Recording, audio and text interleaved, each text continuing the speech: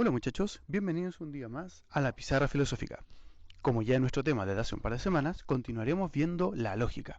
Esta vez tenemos que ver una especie de síntesis a la vez que algunos temas nuevos.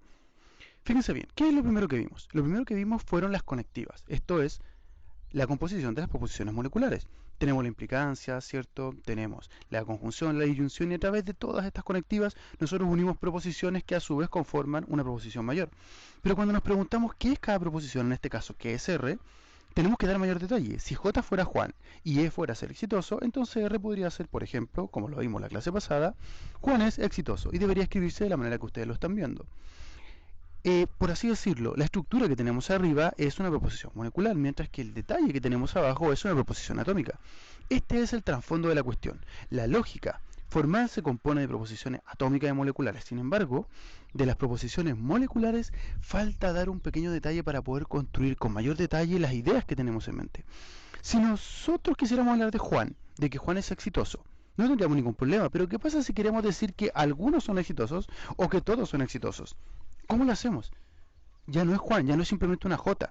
Pues bien, la respuesta es con el uso de los cuantificadores. Los cuantificadores permiten apuntar a algunos o todos.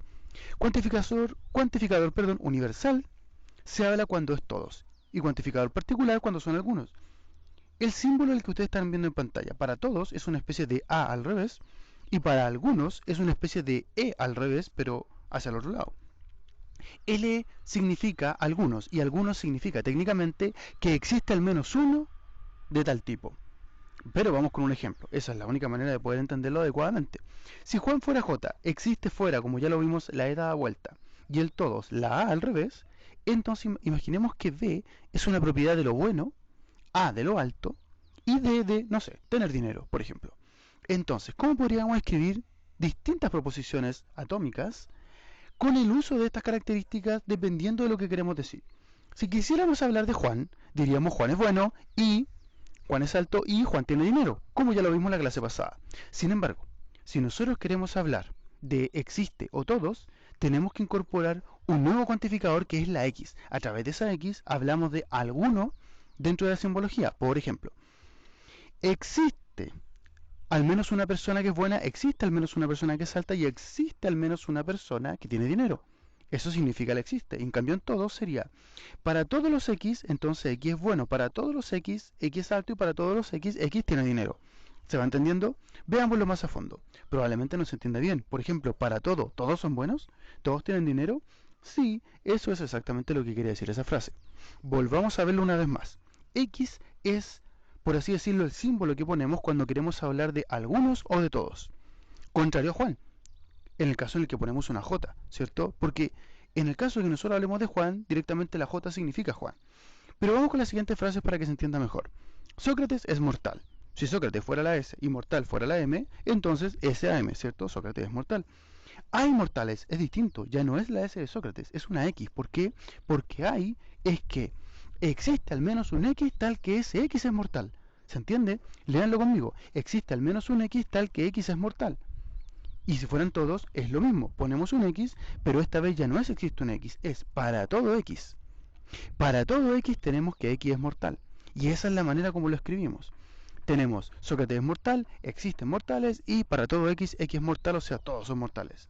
Esa es la esencia de los cuantificadores en las proposiciones atómicas.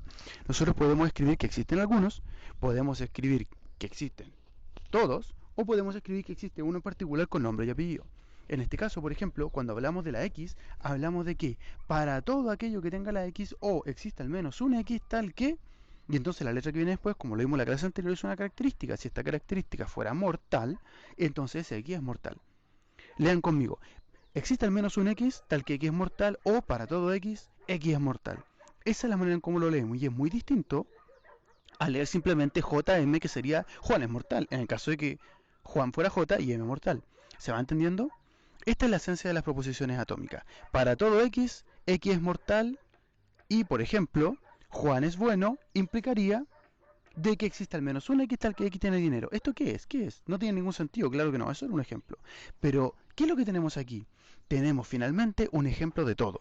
Porque cada uno de esos espacios pequeños es una proposición atómica y el conjunto de todo es una proposición molecular. Este es el gran resumen que nosotros tenemos de la lógica, ya que ese dos tipos de proposiciones, atómicas y moleculares, es lo que caracteriza justamente el análisis. En cada una de las actividades que ustedes deben realizar esto mismo. Deben pensar, ¿qué ejemplo puedo dar de que exista al menos uno? ¿Qué ejemplo puedo dar en el que todos son de una manera? ¿Qué ejemplo puedo dar, como en la clase pasada, en la que una persona puntual tiene una característica? Eso es exactamente lo que ustedes deben responder a continuación.